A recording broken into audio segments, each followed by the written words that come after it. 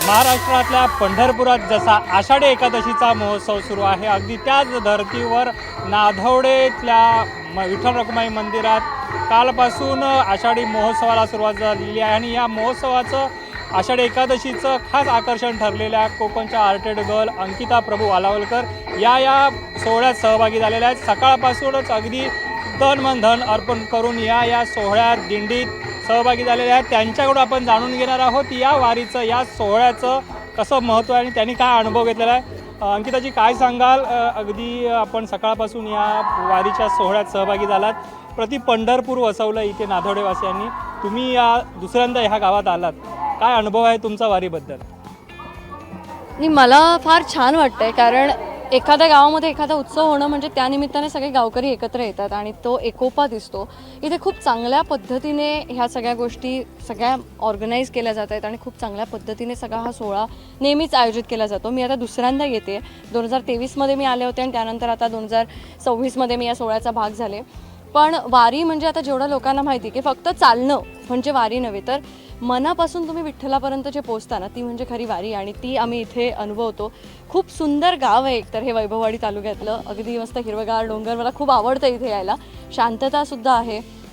त्यामुळे शहराकडनं जेव्हा आपण गावी येतो आणि जेव्हा असे उत्सव इथे साजरे केले जातात त्याने एक वेगळीच शांतता मिळते आणि परत एकदा आपण एनर्जी घेऊन शहराकडे जाऊन ते काम करू शकतो। त्यामुळे खूप भारी वाटलं आणि खूप चांगला अनुभव होता माझा। तुम्ही यापूर्वी आपण पाहिलं तर पंढरपूरच्या वारीत देखील सहभागी झाला होता। हो, आणि महाराष्ट्राच्या कानाकोपऱ्यात आपण फिरताय, नाधवडेचं वर्णन, या नाधवडेच्या वारीचं वर्णन कसं करा? नाधवडेच्या वारीचं तुम्ही म्हणू शकता की जिथे जिथे विठ्ठलाचं मंदिर आहे आणि जिथे जिथे आषाढी एकादशीचा कार्यक्रम होतो, आपण त्या सगळ्या जागेला पंढरपूरच म्हणूया, कारण एवढं ते वारकरी त्याच भक्तीने तिथे येतात, जे तिथपर्यंत पोचू शकत नाही ते इथे पोचतात। कुठेतरी आपण विठ्ठलापर्यंतच पोचतोय आणि त्यामुळे खूप छान सोहळा आणि हा सोहळा असाच चालू राहू दे आणि मी नेहमी येण्याचा प्रयत्न करेन। अंकिताजी, तुम्ही एक तरुण आहात आणि तरुणांना काय संदेश द्याल या वारीच्या निमित्ताने किंवा या वारकरी संप्रदायाच्या निमित्ताने? मला वाटतं तरुणांना संदेश देण्याची गरजच नाही, कारण आजची तरुण पिढी ही अध्यात्माकडे खूप वळती आहे आणि खूप चांगल्या पद्धतीने सगळेजण हे करतात। म्हणजे माझ्याबरोबरची माझी मित्रमंडळीसुद्धा वारीमध्ये जातात। पुरुषोत्तम दादा जे माझ्यासोबत बिग बॉसमध्ये होते ते वारीमध्ये, म्हणजे ते तर ह्याचे विश्वस्त आहेत आपल्या आळंदीचे, त्यामुळे ते चांगल्या पद्धतीने ते पण सांगतात नेहमी की आता तरुणांचाच कल ह्या गोष्टींकडे खूप जास्त आहे आणि स्वतःहून तरुण या गोष्टींमध्ये सहभागी होत आहे। त्यामुळे त्यांना मी सल्ला तर नक्कीच देणार नाही, त्यांनी फक्त हे जे काही आपण आता सहभाग दर्शवतोय तो सहभाग असाच पिढ्यानपिढ्या सगळ्यांपर्यंत पोचवणं, ही आपली संस्कृती, आपल्या ह्या परंपरा पुढे सगळ्या लोकांपर्यंत पोचवण्याची जबाबदारी आपल्या खांद्यावरती आहे, ती आपण छान पद्धतीने पार पाडूया। तुम्ही पंढरपूरची पण वारी केली, नाधवडेची पण वारी केली आहे, दोन्ही वारीतले तुमचे अनुभव काय? दोन्ही वारीमध्ये अनुभव म्हणजे आता सारखाच आहे, दोन्हीकडे विठ्ठलच आहे सगळीकडे। त्यामुळे तिथे जे वारकरी असतात, जे वेगवेगळ्या भागातून आलेले असतात, आता मी सिंधुदुर्गातलीच आहे, इथलीच मुलगी आहे, त्यामुळे इथले लोक अगदी मला ओळखीचे वाटतात किंवा आपली भाषा एक आहे, तिथे भाषा वेगवेगळी असते, पण सगळ्यांच्या मनात आणि मुखी एकच असतं, ते म्हणजे विठुरायाचा गजर।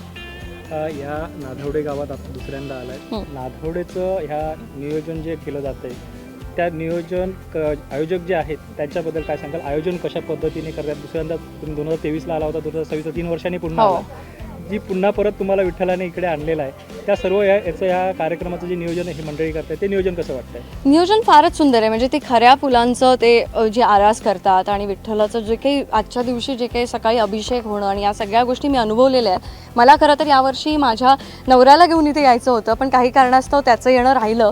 आता मला वाटतं की जेव्हा खरंच बोलवणं येईल तेव्हा त्याला घेऊन मी नक्की परत येईन, पण इथे तुम्ही एकदा नक्की या सगळ्यांनी। मी असं म्हणणार नाही की आषाढीच्याच दिवशी या, इतर दिवशी तुम्ही येऊन बघा की इथे खूप पॉझिटिव्हिटी आहे आणि खूप तुम्हाला एक काम करण्यासाठी उत्साह, एनर्जी इथे नक्कीच मिळेल। कोकणातलं एक पर्यटन स्थळ उदयास येतंय, त्याबद्दल काय सांगा? कोकणातलं पर्यटन स्थळ म्हणण्यापेक्षा धार्मिक पर्यटन स्थळ आपण म्हणूया, पण तेच आहे ना, मी म्हटलं की इथे खूप पॉझिटिव्ह वातावरण आहे, त्यामुळे एकदा येणाऱ्या माणसाला इथे परत परत यावंसंच वाटणार। अगदी मी आता दुसऱ्यांदा आले आणि जसं मी म्हटलं की मला माझ्या नवऱ्याला हे मंदिर दाखवायचं होतं की किती पॉझिटिव्हिटी आहे। आणि जसं तुम्ही म्हणालात की आयोजक आणि त्यांनी ते जे काही करतात ना, जे काही आयोजन करतात किंवा जे काही त्यांचं इथे हे, त्याच्यामागे निस्वार्थ भावना आहे, कारण त्यांना मी कधीच कॅमेरासमोर येताना बघत नाही, ते कायम कॅमेराच्या मागे राहायला बघतात। मी आज जाणून बुजून त्यांना माझ्या एका व्हिडिओमध्ये कॅमेराच्या समोर आणलं की तुम्ही पण सांगा की तुमची भावना काय, की त्यांचं एकच हे आहे की माझं गाव जास्त लोकांपर्यंत पोहोचू दे, माझं गाव जास्त लोकांना कळू दे, इथल्या मंदिराबद्दल लोकांना कळू दे, आणि त्यासाठी त्यांचे प्रयत्न असतात. त्यामुळे सगळ्यांना माझी विनंती आहे की तुम्ही सगळ्यांनी इथे नक्की या. अंकिता, शेवटचा प्रश्न आहे, हा वारकरी संप्रदाय, ही वारी ही अशीच टिकून राहण्यासाठी काय करावं लागेल, काय पुढच्या पिढीला काय सल्ला द्याल तुम्ही? मी सांगितलं ना की सल्ला देण्यापेक्षा आपण आता आषाढी एकादशीची वारी बघितली की कधी तुम्हाला गर्दी कमी होताना दिसत नाही, ती गर्दी वाढतानाच दिसते. जास्त लोक त्याच्यामध्ये येत आहेत, लहान लहान मुलं येत आहेत. अगदी इथे सुद्धा किती लहान मुलं होती. सो लहान मुलांमध्ये ते आपोआप रुजवलं जातं आहे आपल्या जनरेशनकडनं, पालकांकडनं, की ह्या आपल्या परंपरा आहेत आणि त्या नक्कीच अशाच पद्धतीने जपल्या जातील याची मला खात्री आहे. धन्यवाद. या होत्या अंकिता वालावलकर.